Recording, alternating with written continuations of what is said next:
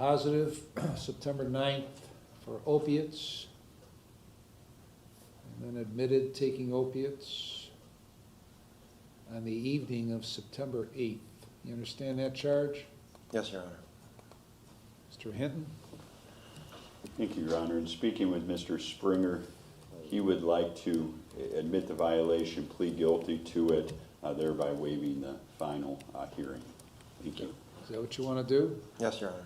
What's your plea to that allegation? Guilty. I'll accept your guilty plea and find you guilty. What's your story? Well, after getting out last time, Nicole gave me some homework to clean my house, get my house a little bit more homely because I've lived in the same house my whole life, and my bedroom is my living room. And upon cleaning my Who whole else house, lives there? I have two roommates, a childhood friend and her boyfriend, Brittany and her boyfriend Charles. And they have multiple animals, a couple dogs. I have a cat, and she has a cat. Okay, so go ahead. Anyway, so upon cleaning my house and having them help me clean my house to make the house more homely, obviously I was an addict. I'm a bit of a hoarder. I have a lot of stuff in my room. I still do, collections of stuff, Coca-Cola stuff, Legos, stuff like that. And I had found a couple perks that I didn't even know I had. And, you know, you put something in front of me, it's, you know, I held on to them. I should have flushed them. I didn't. And then, you know, I've been going through these teeth pains, obviously, that I've been trying to take care of. I had an appointment in November I couldn't get to. And, yeah, I was in pain and I took them. And I wiggled around probation. I'm not going to lie about that because I took it the night I went. Obviously, Nicole caught that. I also took one a week prior. I'll admit to that. And that was, I found two and I took one of each.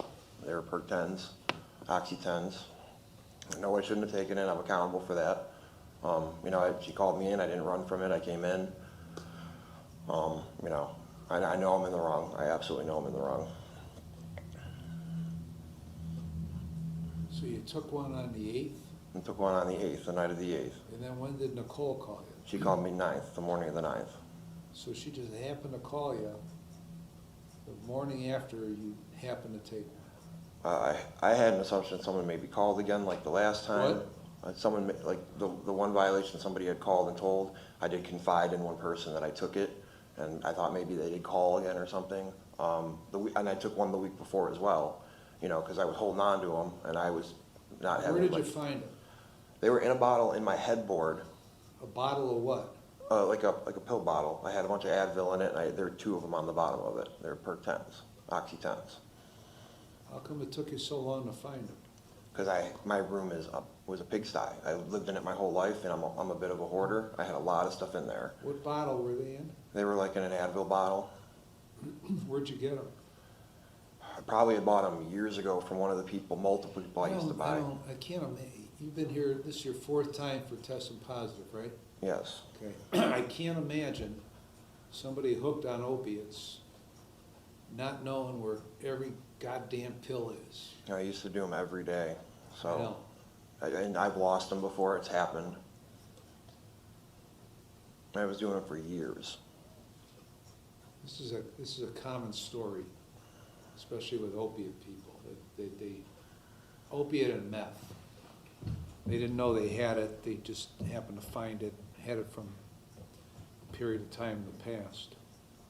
And can you imagine how many times I've believed that story? Yeah, I understand. None. I know you see a lot of that. You see a lot So of stuff. why are you so unmotivated to change? Because you came here on an intervention, meaning you had, what, no record? Yeah. Or minimal record at the most? And that washed out pretty quick. So I put you on probation. So this is your 4th violation. Why are you so unmotivated?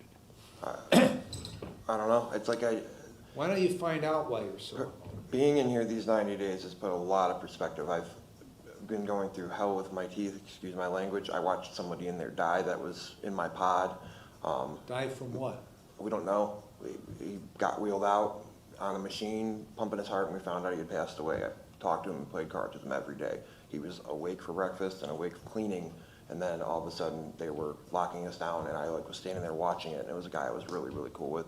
You know, I had a cyst in my arm I had to go to the doctor for, and that hurt, and just going through the hell of wishing I had Motrin, you know, over anything else. My mom broke her shoulder while I was in here, and she hasn't had any help. My brothers have been helping as much as they can, but she depends on me, and I realize I did this to myself. Well, how can she possibly depend on you if you're getting high all the time? I was the only person. What is, I don't understand that. I'm always What- with her. What good are you to her if you're getting high all the time?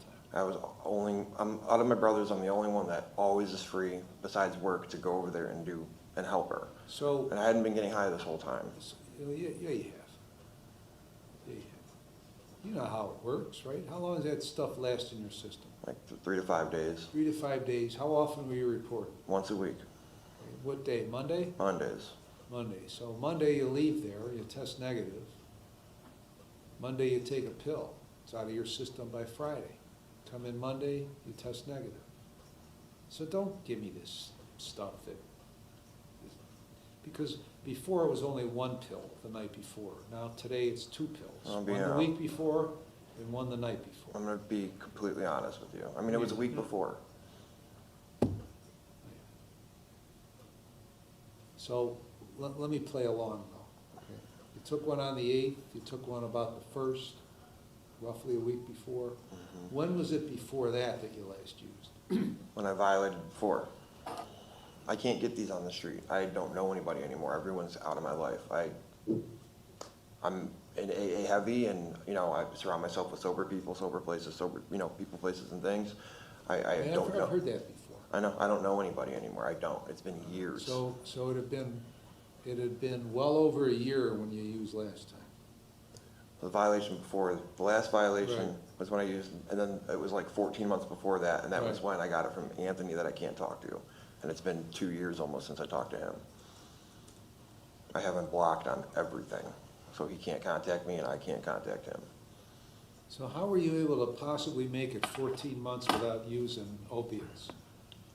The AA, literally, sponsors, program, it works. I mean, So I know on you don't, I know September you. 1st, when you found this in a bottle, did you call your sponsor? No, I didn't tell him about it, and I had found it a month earlier I And you didn't, let it sit around for a month? yeah, I should have flushed it. I should have gotten rid of it right away. I should have known that putting it in front of me is like setting something on fire and hoping it doesn't burn me. I shouldn't have had it. I shouldn't have. I should have gotten rid of it right away. It's just setting myself up for failure, and I know that. I absolutely know that. So then by the time you found it, you had been 13 months without using opiates. Well, for my last violation, it would have Right, been. that's what I'm talking about. No? What do we got back there? His other violation, he was positive on March 31st of 2025. Prior to that, it was January 29th of 2024, and then prior to that, it was May 31st of 2022. Okay, so between January of 24 and May or March of 25, were you using opiates? No. How did you manage not to use opiates during that time? The AA, the program, that's what helped me. Being around sober people, places, and things. So were you better off using the opiates or not using the opiates? Absolutely not. So then if you were able to go 13 or 14 months without using, why did you start using? I don't know. You don't know. I shouldn't have. I know you shouldn't have. But you seem to be able to have managed for 14 months Yeah. not to use it. Yeah. And then you decided, I think I was having a better time using it. Why don't I use it again? Yeah, I know. The logic is not sound. It's stupid to me. It's stupid of me. Right. Made a bad decision. Absolutely. When I found it, I should have gotten rid of it. I shouldn't have kept it. I'm not even focused on what you should have done when you found it, if you found it, if any of that's true, okay, which I don't believe, but here we are. So you simply, out of thin air, were able to not use for 14 months. Were you living a better life in that 14 months than you were in the last 6 months, 9 months? Yeah, I was. Absolutely. Yet you decided you were going to go back to the shitty life. Yeah. I don't know why.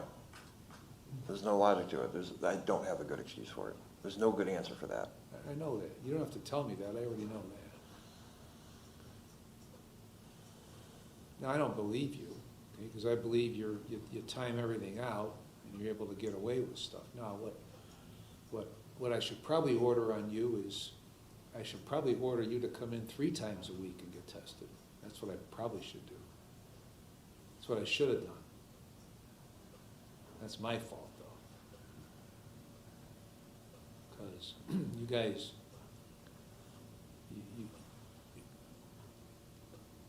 you guys, meaning all you guys over here, spend most of your time trying to figure out how to game the system rather than comply with the system, which would probably lead you to a better life than being in and out of here all the time.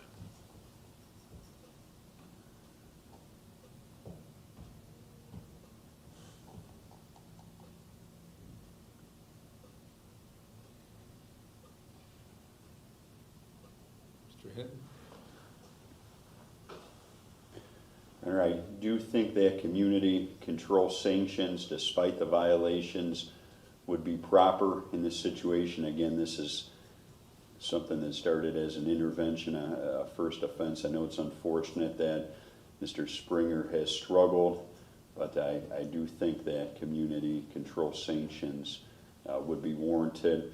I know that he's done a large amount of jail time recently, so I'd ask that he receive credit for that, be placed back on community control with conditions that the court feels is proper.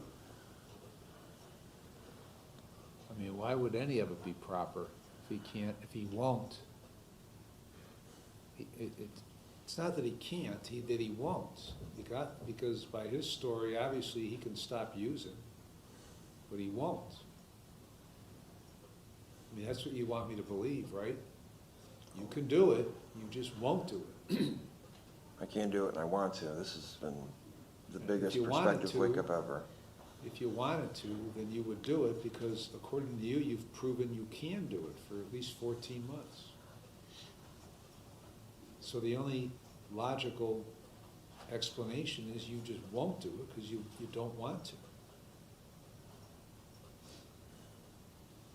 Because if you couldn't help yourself, then it would have, then you would have been using for those 14 months, right? So by you giving me this story of no use in 14 months, you've trapped yourself here. Because then you're telling me I'm just not going to stop because I don't want to. I want to stop. I want. Well, once again, if you wanted to, then you would, because you've shown that you can, according to you, right? This has given me the most perspective in my life ever, being locked up this long, dealing with what I'm missing.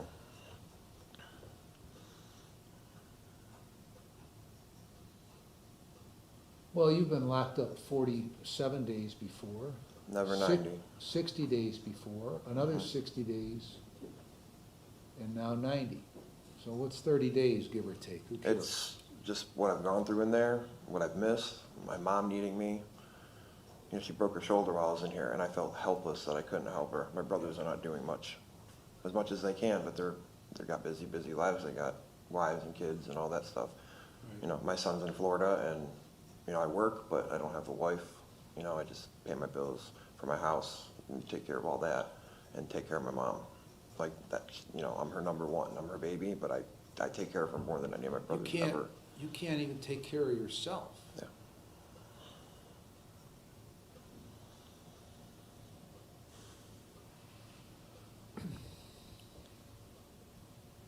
All right, I've gone back and reviewed the pre-sentence report. And I've listened to you, and you're insisting to me that as you've told it is how it happened. You're insisting that that's what happened. And if that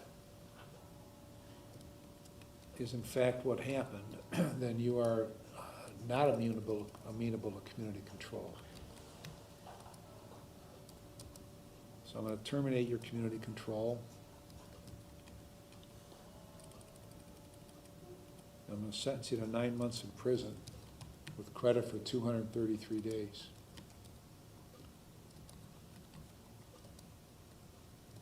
And you're gonna pay the costs.